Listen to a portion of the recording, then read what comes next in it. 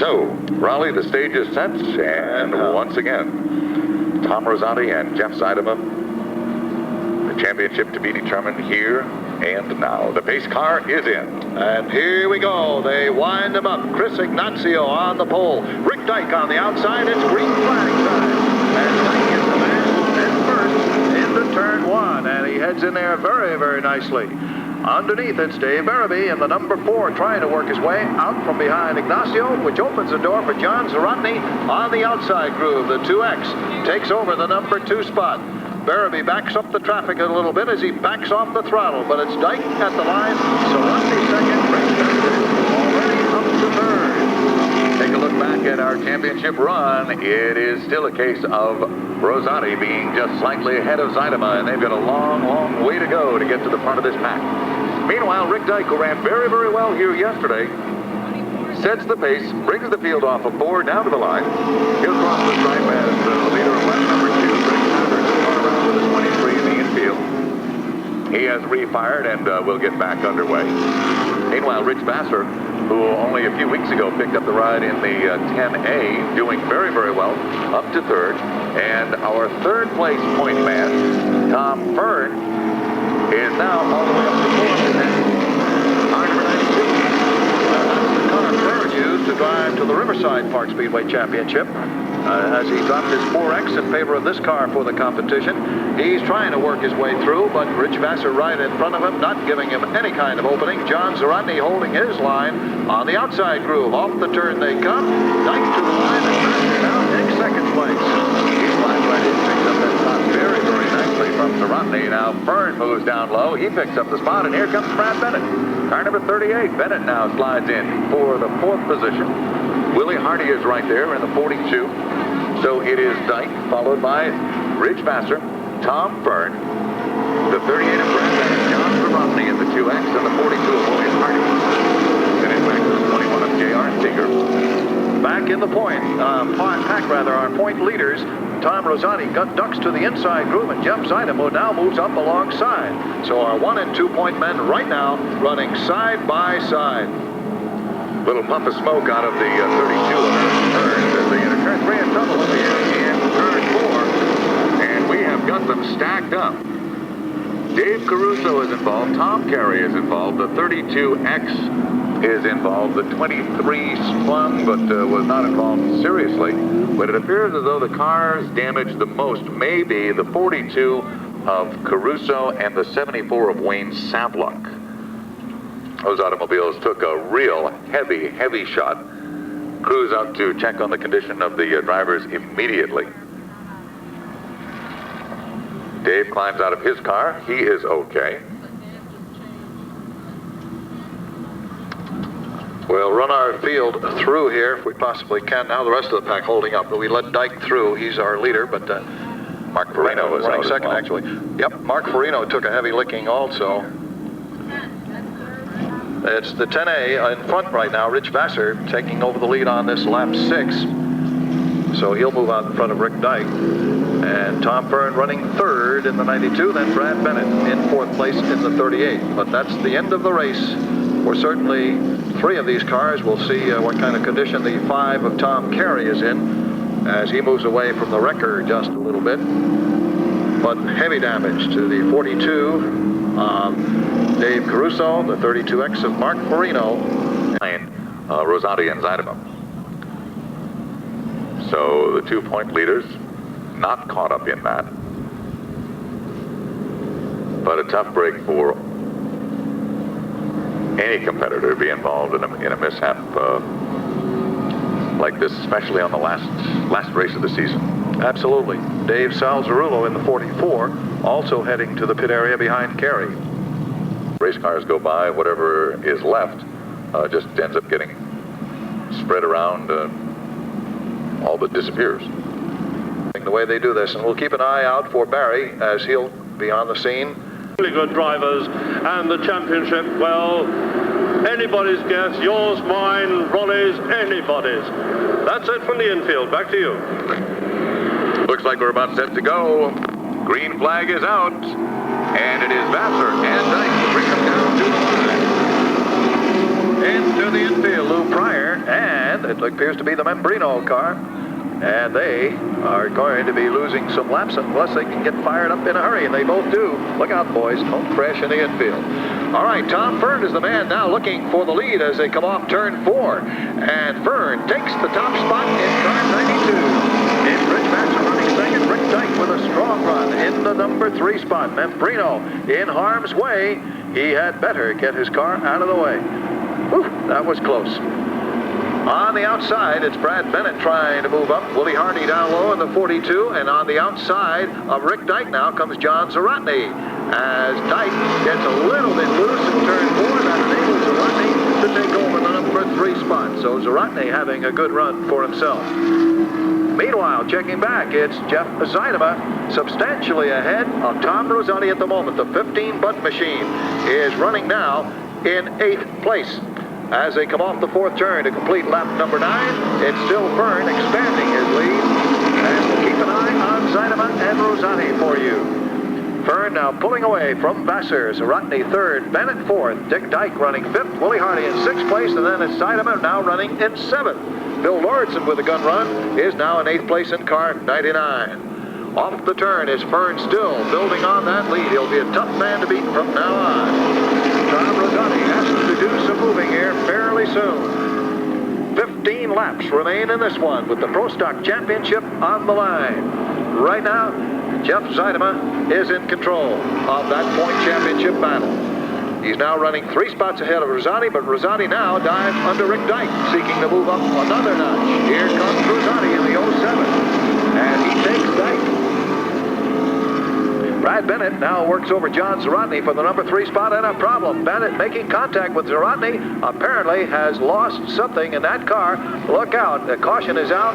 Bennett in a very dangerous position. The young high school graduate this summer is certainly coming off a great season, but now runs into a problem as the caution flies. Bennett made contact with another car down the backstretch, and you can see the right front of that car dipped low. A flat right front, apparently. Hopefully that's all. No suspension damage involved. Tom Fearn's lead now dissipates as the caution flies, and Rich Vassar moves. Membrino pulls away.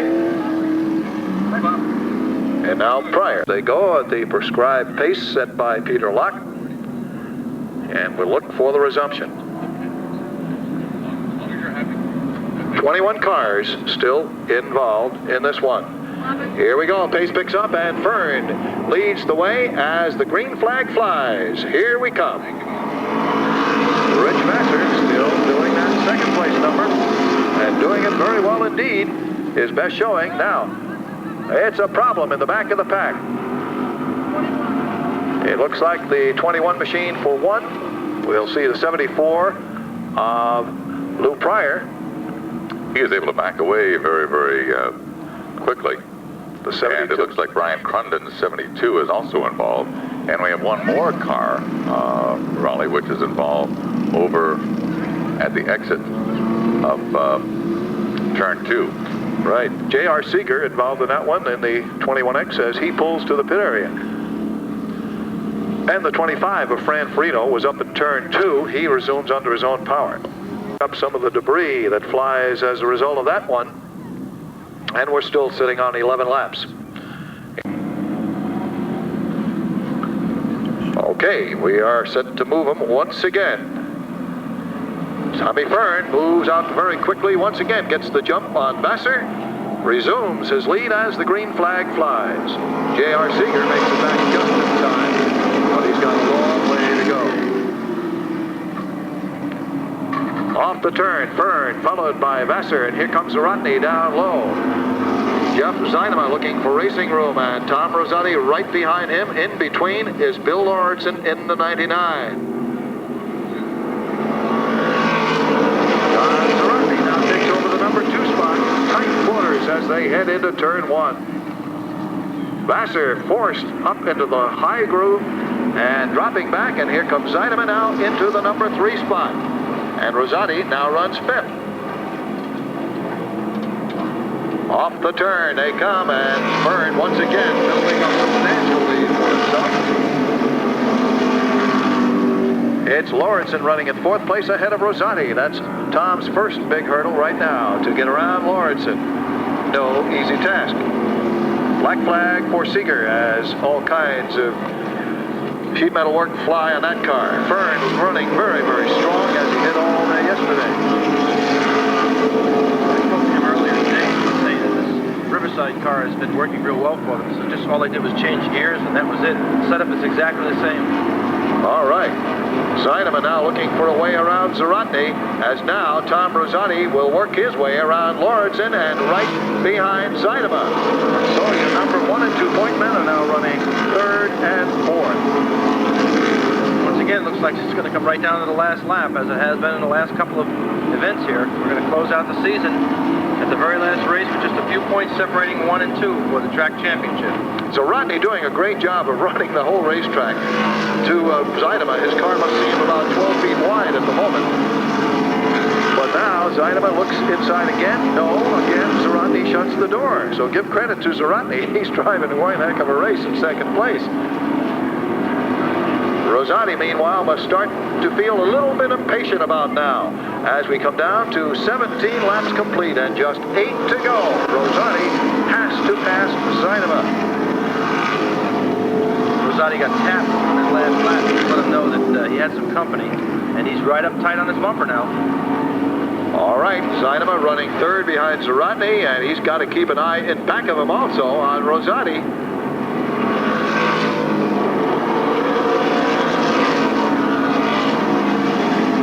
We have 7 laps to go, and who will be the Pro Stock champion for 1992? A tap. Absolutely, Zaratni knows that Zinema also is getting impatient. Here they come into 4. Zaratni still holding that edge over our point leader, Zinema. And Rosati sitting right there. Who is going to make the move? Here goes Zinema inside once again. And again, Zaratni is equal to it. Holds on to that spot. Zinema, however, down low off turn 2, will try to do it on the inside. Here comes Zinema. Rosati will be right behind him. A tap from Rosati to Zinema's back bumper. A little bobble by Zinema coming out of turn 4, not because of a tap by Rosati. Here comes Tom looking inside Zinema. And we have 5 laps to go. Zinema will try for that 2nd spot again. Off the turn, and Zinema down low. Spurts into turn 3, gives it a quick shot to the throttle, and picks up the number 2 spot. Meanwhile, Dennis Doyle goes around in car 31. And Rosati once again right behind Zinema. So there you have it, folks. That's the story. Right there, Tom Fearn apparently going for a win. Another spin, Tom Carey going around this time in turn 4. Let's see if that brings out the caution. And it does. So this could have a bearing. Ladies and gentlemen, we're going to have ourselves one interesting restart. Tom. All right. Tony Pace car is in. We're down to another shootout at the OK Corral, and it is Tom Fearn and the 15 of Zinema. Green flag is back out. Fearn has the advantage off the turn. Zinema tucks right in on the rear bumper. Here's Rosati. Looks down low, tries to find running room underneath. Zinema can't make the move. The door gets closed. Zaratni is back to 4th. Bill Lawrenson runs in the 5th spot. Here comes Art Caruso, that blue car number 12, headed towards the front. This time off of 4, Tom Fearn continues to set the pace. Zinema runs 2nd, 3rd is Rosati. Remember, Jeff Zinema has a 2-point advantage going into this race over the 07 of Rosati. I had a chance to talk to both drivers earlier on during the pit party, and they both know exactly how close it is in there, and they both said we're going to go for it no matter what it takes. Well, we've got 2 laps for them to settle this one in. Rosati looks to the inside. Down in turn 1. Tom Rosati makes a move underneath. He puts the throttle down, and Rosati moves into 2nd. Zinema is back into position number 3. The white flag is out, and now Jeff Zinema looks to the low side. Jeff lights up the right rear, gets almost sideways as they dirt track it off of 4. Rosati got tapped coming out of turn 3. This isn't over yet, but we haven't got much distance left now. Off the 2nd turn down that back straightaway for the final time. Here they come. Tom Fearn is going to win the battle. And Tom Rosati will finish 2nd. 3rd will be Zinema. 4th will be Zaratni. The 76 of Manafort and the 31 of Doyle went around over at turn number 4 right as the checkered flag came up. Everybody else was able to scoot around it, but tough break for those two competitors. Yeah, it's a bummer to crash at the end of the race.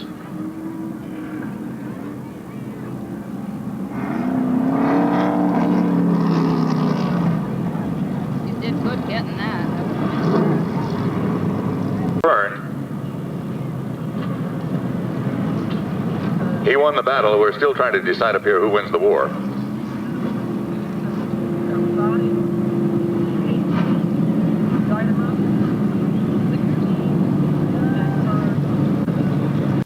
We're waiting for the official call on this, as everyone just goes through to double check their math in terms of the championship. The points are so close, they're recalculating everything to see exactly how the It looks like it's going to be a 2-point championship. This is just amazing. I talked to Tom Fearn earlier today during the pit party, and he said he hoped to go out and be consistent, and you have to give him credit for getting up front and running up front all day, even with the yellow flags. He was able to maintain the lead, and he had what it took at the restart of each yellow flag, and now he pulls up to the front straightaway to accept the laurels of the Pro Stock Final. Rosati. Tommy garners 318 points when it all is said and done, and Jeff Zeidema comes in with 316 points. A 2-point win for Tom Rosati for the track championship. Let's go trackside with Raleigh Jacobs. Raleigh? Well, I know Tom's got to be a particularly happy fellow. He was competing earlier in the late model race. No fun there. But for Tom Fearn, a nice victory today. What are your thoughts, Tom? Well, we capped off a perfect weekend. We had a win last night at Riverside in one of the Riverside Park Motorsports cars. And this just makes it all the better. And, of course, a track championship at Riverside, too, and number 3 right here. As you think back over the season, what to you were the highlights and lowlights here at Tom? Well, we had a good running car here all year, and we happened to sell it towards the end of the season. So we brought our Riverside car here, and I think we should have ran it here all year long. Might have been the points chase. But we'll be back next year with this car and give them a run for it.